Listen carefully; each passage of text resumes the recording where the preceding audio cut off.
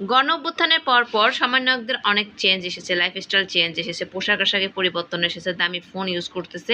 এই নিয়ে মন্তব্য করেছেন উপস্থাপিকা সার্জিস আলমকে। সার্জিস আলম বলল, "হ্যাঁ, অবশ্যই চেঞ্জ এসেছে। আমার লাইফস্টাইলও চেঞ্জ হয়েছে। এই যে আমি একটা নতুন পাঞ্জাবি পরেছি, এই পাঞ্জাবিটার ছবি নিয়ে আরেক জায়গা থেকে দামটা ট্যাগ করে ফেসবুকে পোস্ট করা হচ্ছে যে এটা কত দামি পাঞ্জাবি।" হ্যাঁ, আসল কথা হচ্ছে যে আমি তো আপনারা জানেন গণ-অভ্যুত্থানের পর আমি বিয়েটা করে ফেলি। আমার শ্বশুরবাড়ি থেকে আমাকে বেশ কিছু দামি পোশাক-আশাক দেয়। সেগুলাই আমি এখন পড়তেছি। শ্বশুরবাড়ির দেওয়া গিফটগুলাই আমি পড়া হচ্ছে। তো লাইফস্টাইল চেঞ্জ বলতে তো আমি কিছু দেখি না। আমার আগে ব্যাংক ব্যালেন্স যা ছিল এখনই তা আছে। লাইফস্টাইল চেঞ্জ আগে ছিলাম স্টুডেন্ট, এখন একজন নেতৃত্ব দেওয়ার চেষ্টা করি বা পলিটিক্স করি। এখন আমি ঘুমাইতে পারি না ৪টা-৫টা মানে সবসময় দেশের মানুষের জন্য কি করব, কিভাবে দেশের উন্নয়ন এটা নিয়ে ভাবছি। হ্যাঁ, উনার কথা ঠিক আছে।